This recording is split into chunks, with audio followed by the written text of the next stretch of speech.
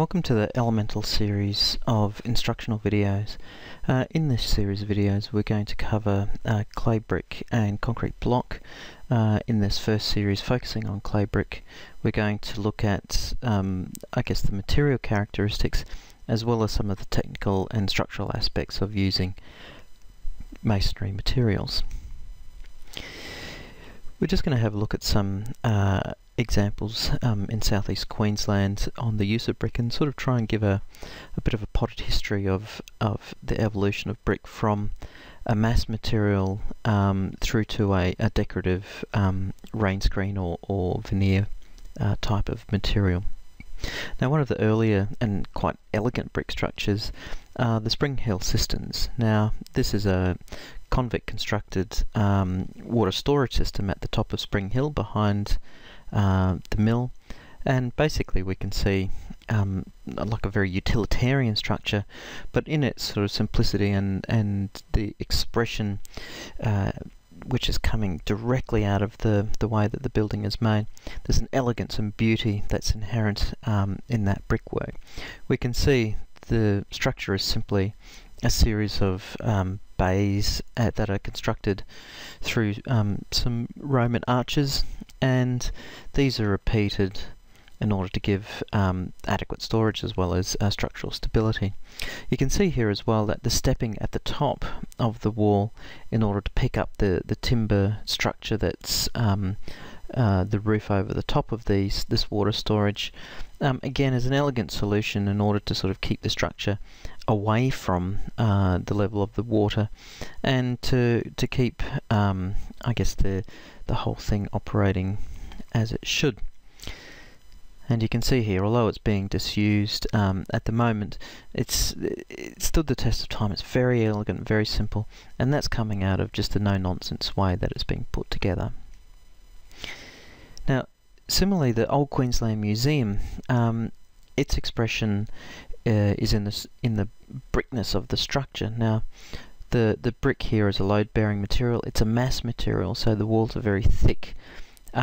It's using the brick bond and the capacity of the patterning of the brick to introduce different colours and to make a more polychromatic expression of the brickwork.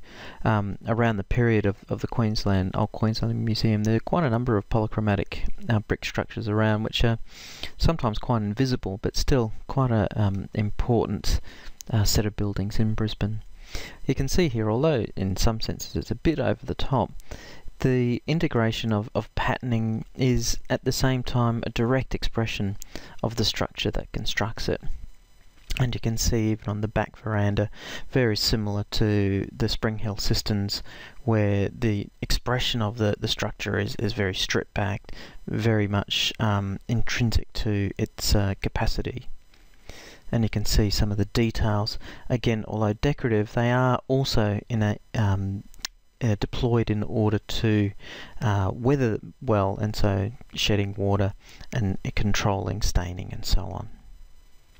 St Bridges, on the other hand, doesn't adopt a polychromatic colour palette like the Old Queensland Museum. It's a very monolithic, very identifiable building on the ridge. It has a very strong presence in Red Hill. Now, one interesting thing to concentrate on this building is the fact that the brickwork is it's monolithic, it's consistent, but each brick is slightly different, so there's a very subtle patterning going through it. Now, this is achieved in some way quite accidentally, because bricks before were fired in tunnel kilns using wood and other more irregular sort of burning media. Now, what that results in is a subtle variation in the colour of the final brick, although the clays are the same. Because the different firing temperatures and different firing times, the clay reacts in slightly different ways, giving very subtle colour variation, which can be quite pronounced in some of them. You can see here some of them are quite over-fired compared to some of them which are almost just barely vitrified. The other thing that's interesting in looking at the the nature of the structure is the way that it thickens as it goes down.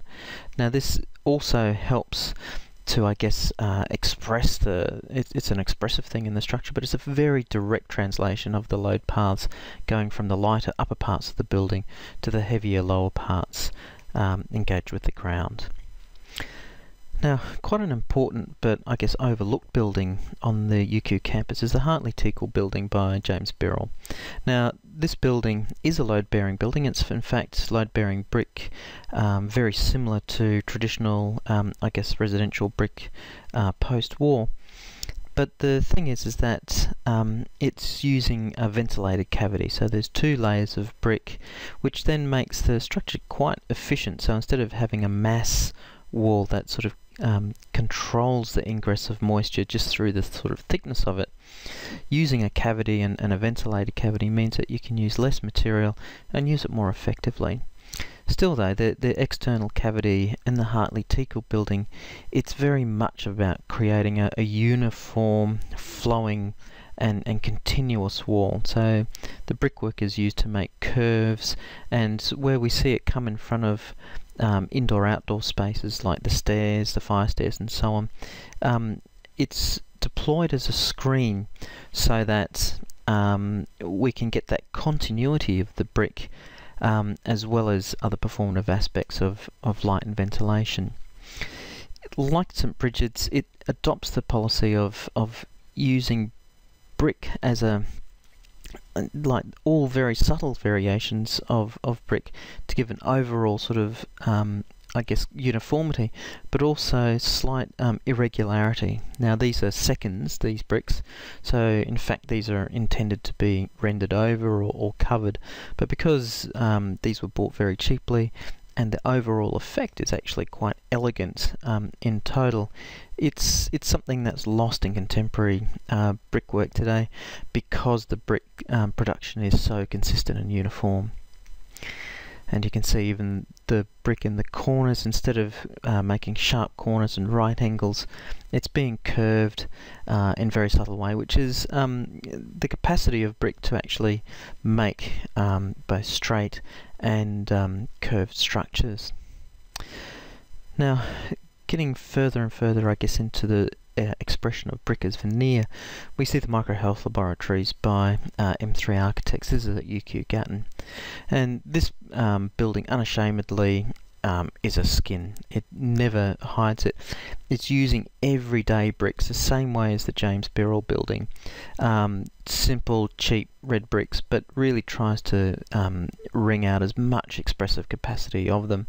So what it's doing here is actually just getting a standard extruded brick and cutting it very crudely in half, using them on the side or using a sandstock brick to get a variety of pattern and texture at a reasonable cost, because these are not sort of very expensive bricks in themselves, and it never sort of tries to hide away from the fact of the game that it's playing in the corners and so on. It shows these are just everyday standard bricks, and you can see very clearly that it is just a veneer stuck to the building. Now, the Translational Research Institute by Donovan Hill, it's not exclusively a brick building, but the public space in particular, the landscape space, is very much about the expression of brick. Now, the brick in this case is a whole variety of different types of brick that aren't a standard brick unit. So a lot of these are specials and different almost types of tiles and biscuits. And again, it's just very expressive, trying to find different ways of getting that almost ruin-like feel in that garden. And it does this by breaking the bricks, putting them in like a stack bond and so on. So again, it's not in any sense of the word trying to express a structural expression of the brick. It is very much a veneer and pattern making.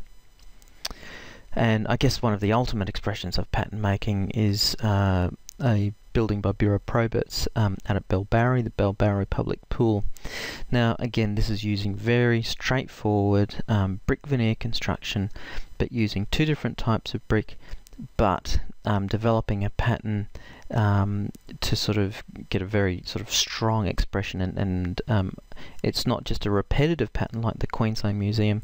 It is a bold graphic that is seen at different levels, at the overall level of looking at the pool as you arrive, and then as you get closer it becomes much more sort of distinct, just a pattern in itself. It's done through colour as well as projecting bricks in and out, so it's light and shade.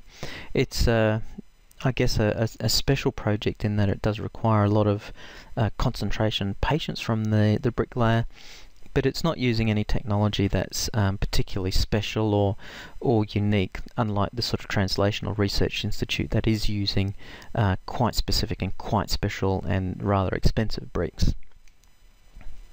As you can see, it's also just using very simple traditional brick bonds, and just through bringing bricks in and out in different colours, it can achieve quite a contemporary look and contemporary pattern making.